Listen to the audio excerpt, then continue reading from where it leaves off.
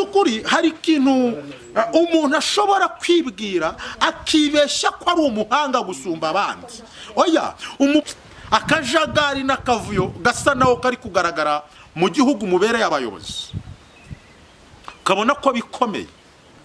Mpande zose watekereza ko usa n'ugoswe. Ariko ndagira ngo nkwibutse neza ko iyarengeye Gehazi na Elisa ubwo ingabo zabagotaga ngo Elisa akabwira umugaragu we Gehazi akavuga ngo nukuri ingabo ziri kumwe natwe zikomeye kurusha izo ubona zaduteye. Elisa agasenga Imana agasaba Imana ngo nihumura amaso ya Gehazi arebe ingabo zimukikije arebe ingabo zimugose. Imana yambwiye ngo uko niko Imana igotesheje igihugu cya Congo ingabo z'ubutabazi zitaboneshwa amaso. Wataha mu gatondo ugasanga inzu yahiye, ariko kubwo kwizera Imana ikurinze icyo gihombo. Turagushimiye uri data wa twese mwiza. Uri Imana y'imbaraga, uri umutabazi, kandi gituma witwa Imana ishobora byose nuko ibidakorwa n'amafaranga, ibidakorwa n'imiryango, ibyo umugabo atakorera umugore, ibyo umugore atakorera umugabo, ibyo abana batakorera umubyeyi, ibyo igihugu kitakorera abaturage, wowe urabikora kuko witwa Imana ishobora byose. Imana ifitiye abayizera. Wowe wari umaze iminsi uri kuri dialyse, burwayi bukumereye nabi, ibibazo bibaye ibibazo, ubushumeri buturuka kuko ibyo wari ufite byose dialyse isa naho ibitwaye.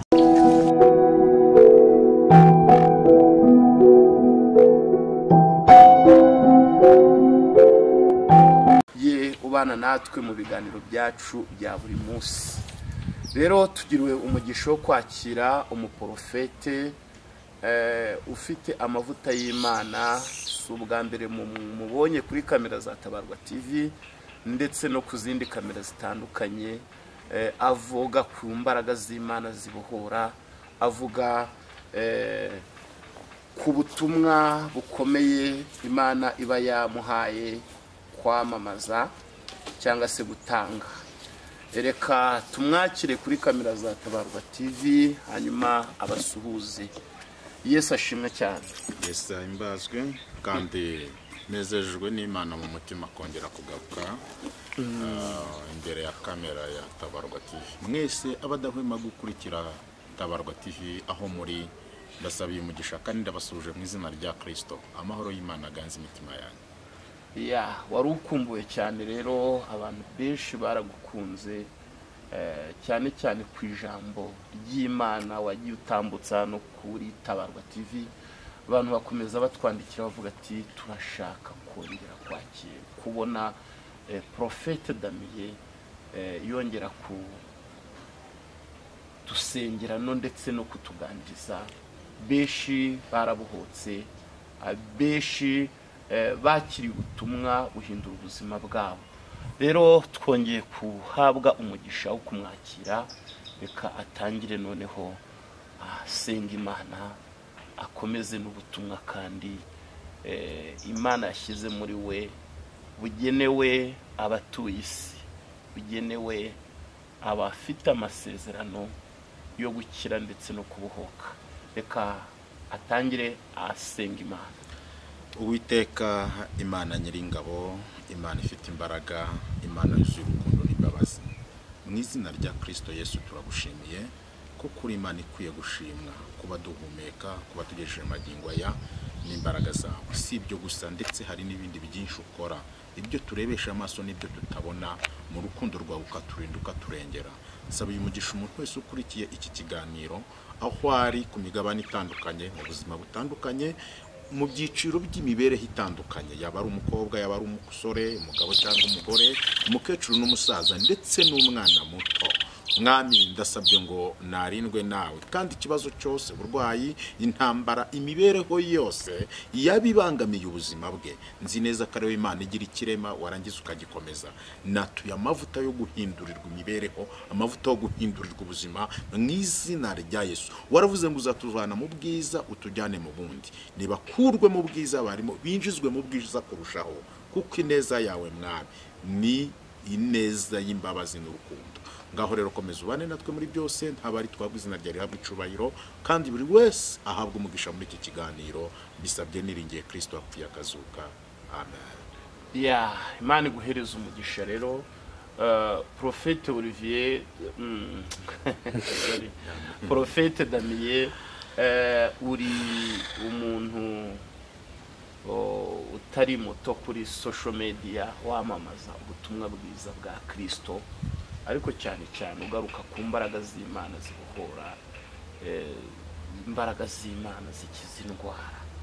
Mu minsi yashize rero twaragushakishije turakubura tugira ngo abantu bagukunze bifuza kugira ngo ugaruke ariko mu by'amahirwe urabonetse ariko si mbere yo kugira ngo ukomeze utuganiriza waruriye.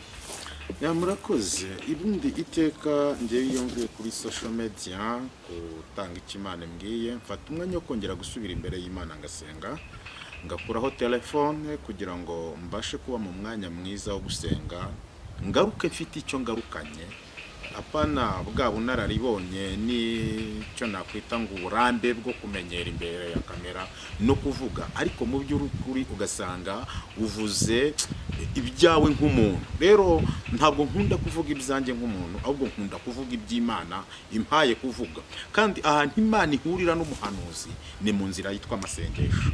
Iyo mpamvu rero mwari mumaze iminsi mutari kumbona kuko nari ngize iminsi igera muri 5 ndi imbere y'Imana ndi onsenga Imana nongera gusaba amavuta nongera gusaba imbaraga kugira ngo ubwiza bw'Imana bukomeze kumpa irindi hishurirwa. Ngarutse rero imbere y'izi kamera nkuko ejo nabikubwiye nkubwira ngo hari iby'Imana yongeye kumpa nkugiye nk'umugisha rero kuba wongeye kwemera ko nongera gusangiza isi iby'Imana impaye. Rero nibwo buryo ndi hano naho nari maze iminsi.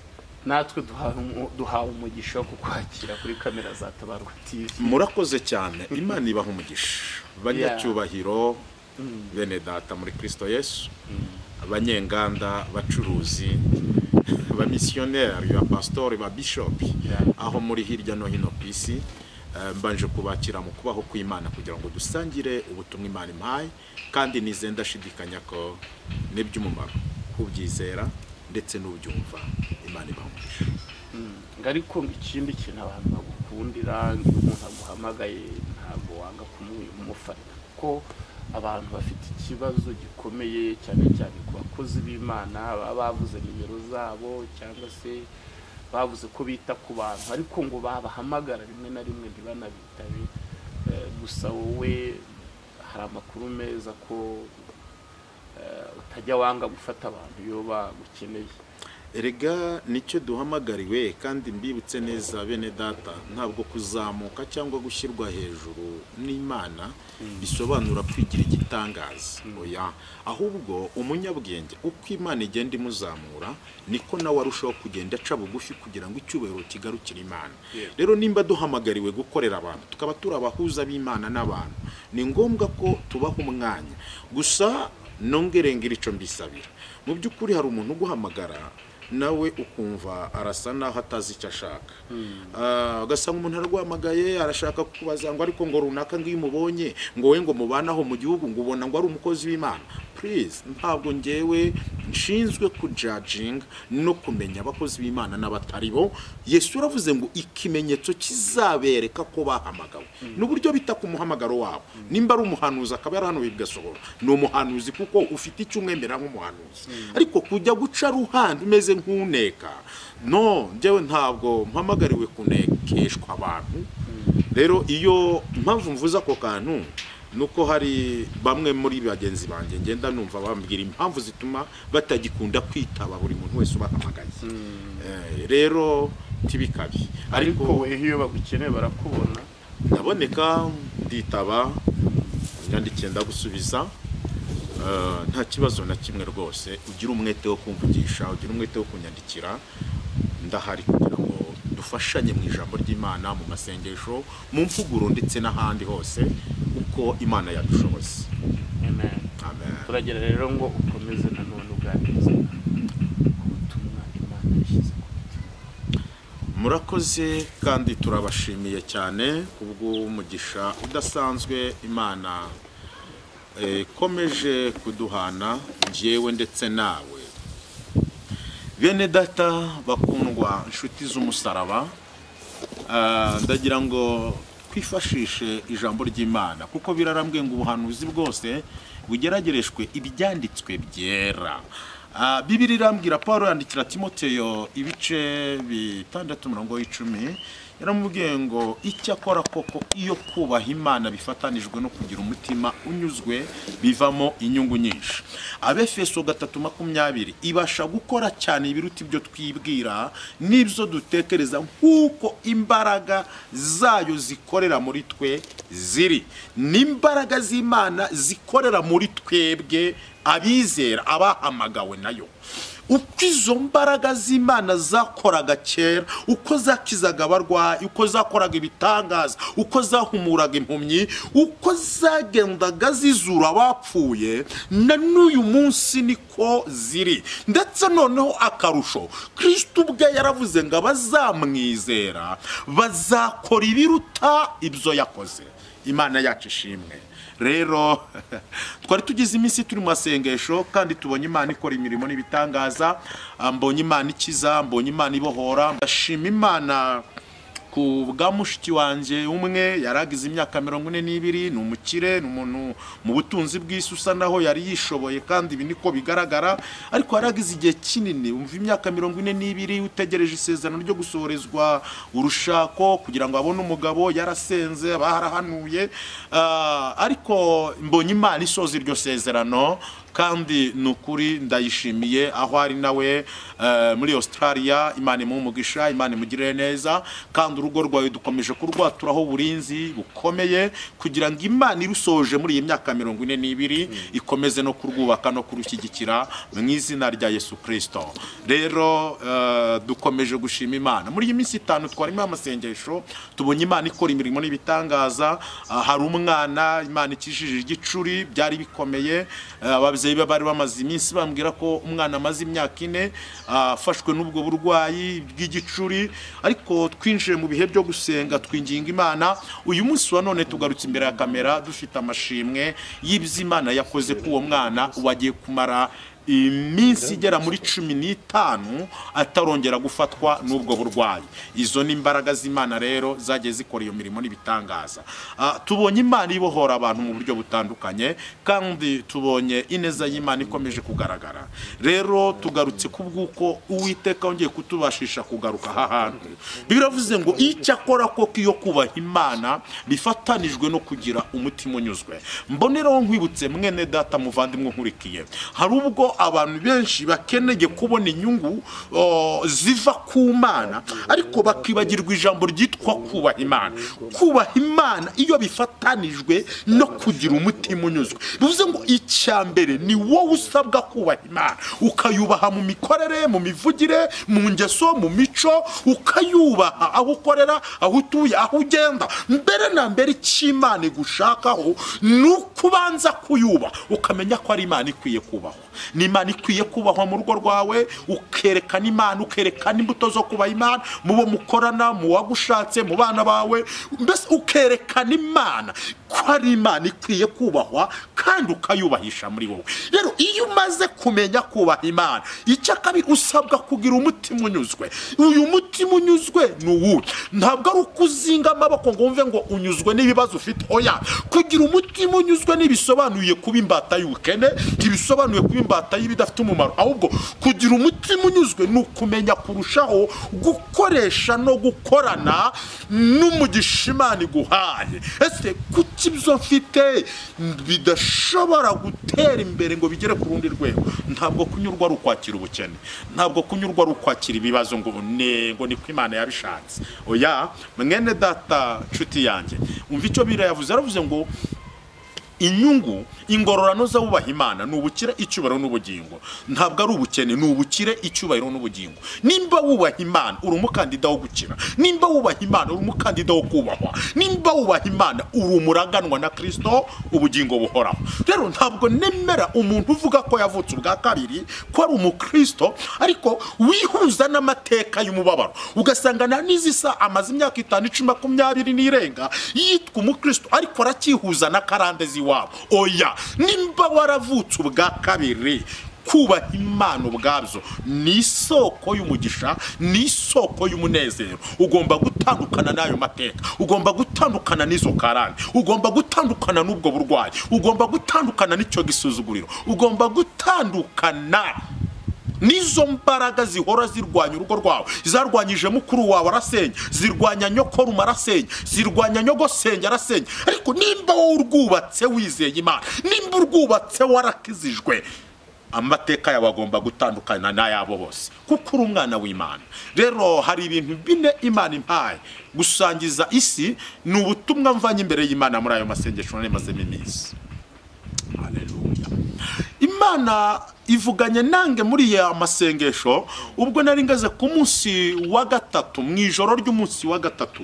Imana yaransanze impishurira ibintu bikomeye bigera muri bine. Irambwira ngo ni intangariza isi ko ibyo bikozwe n'ukuboko kw'Imana, ni intangariza isi ko ibyo bivuye mu mutima w'urukundo Imana ifitiye abayizera.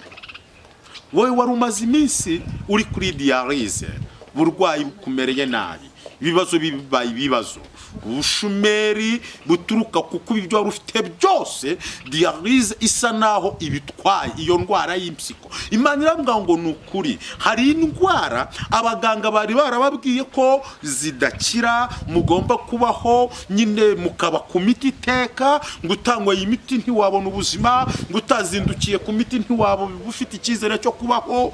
Donc mukaba mu buzima bwo gutungwa n'imiti ihoraho.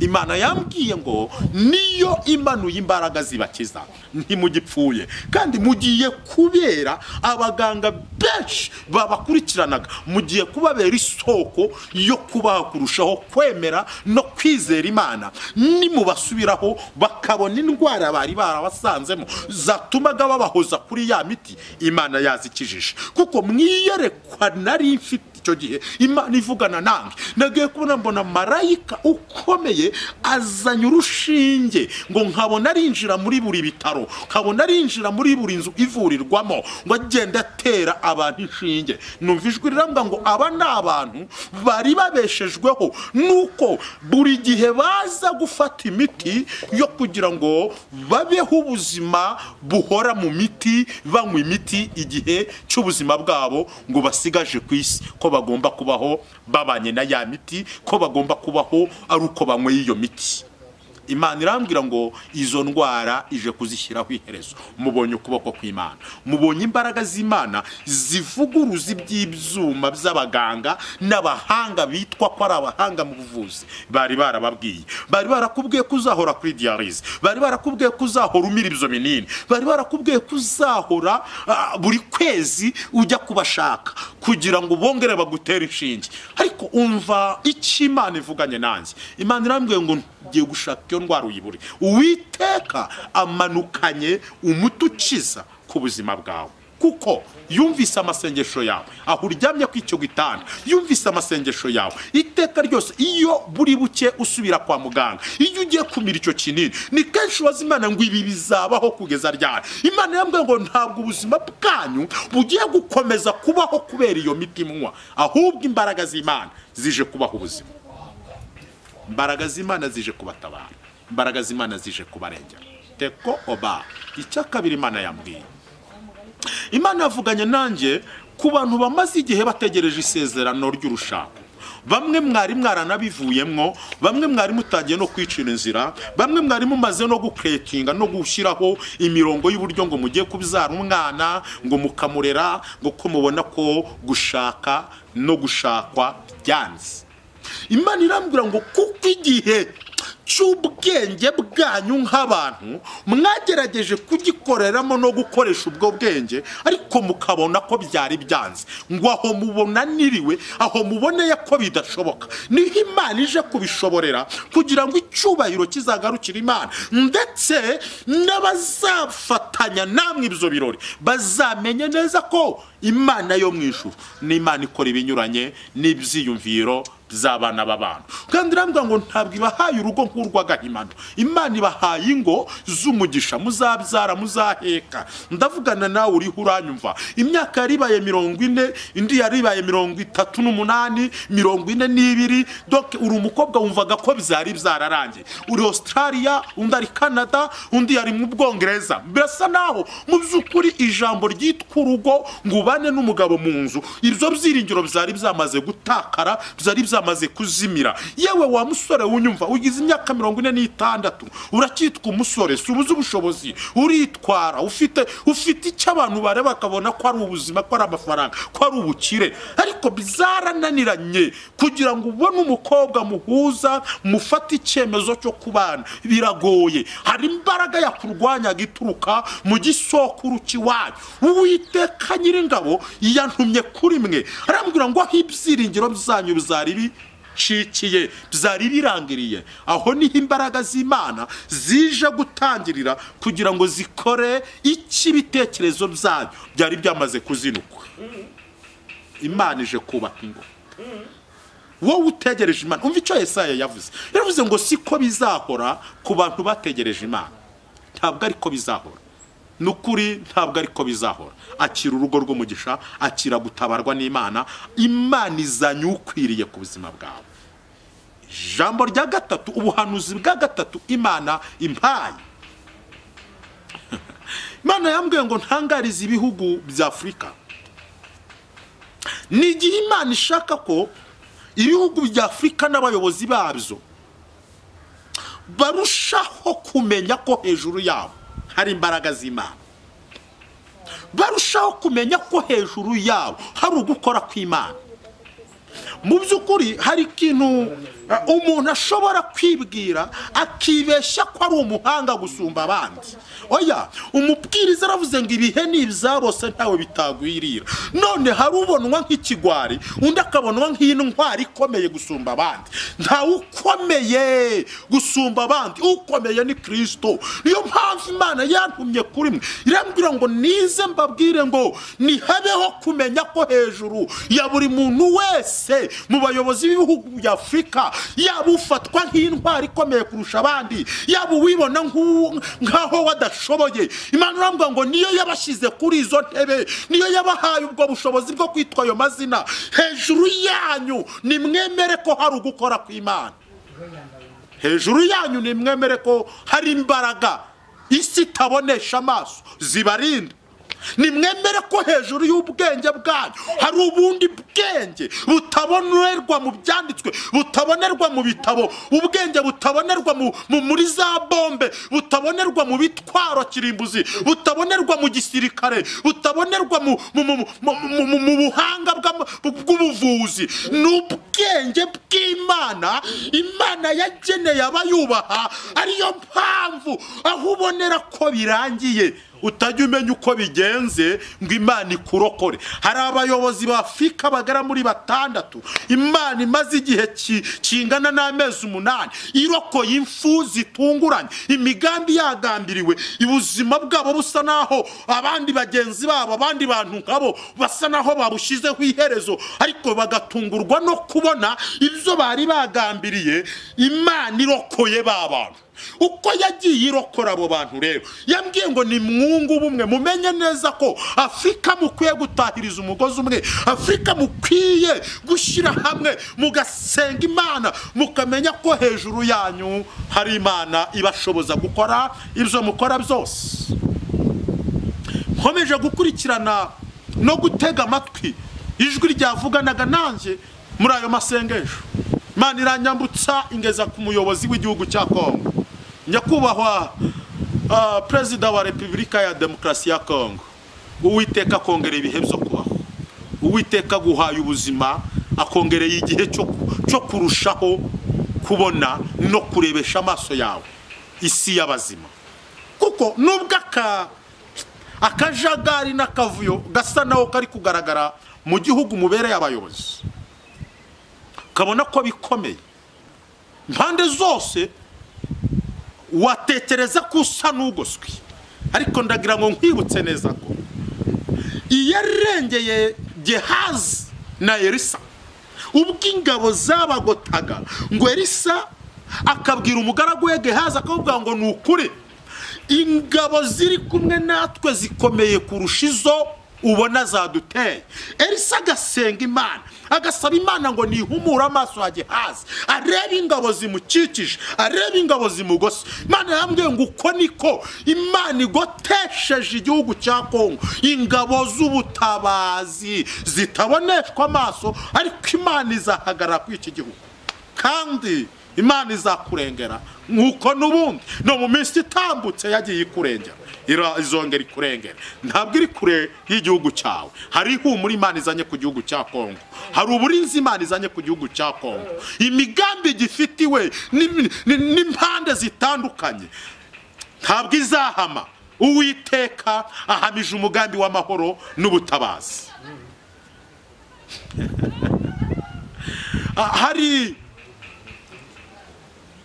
ubushobozi butaboneshwa amaso, hari ubushobozi isi itabonesha amaso, ubwo bufitwe n'Imana. Rero ubushobozi butaboneshwa amaso nibwo Imana ije kurindisha igihugu cya Congo, kuko ni igihugu abantu bose n'abakizeza amahoro, n'abakizeza ubufatanye, n'abakizeza urukundo. Si urukundo ruvuye ku Mana, ni urukundo ruvuye mu nyungu bakibonagamo.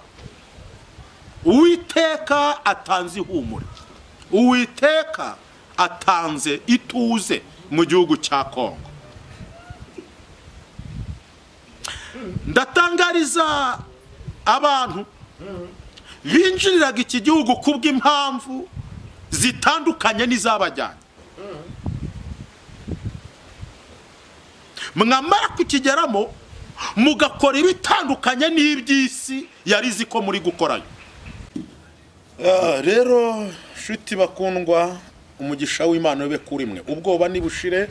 Imana imanuye ihumure rikomeye, kandi Imana imanuye ubutabazi bwayo ku bantu bose bayizera.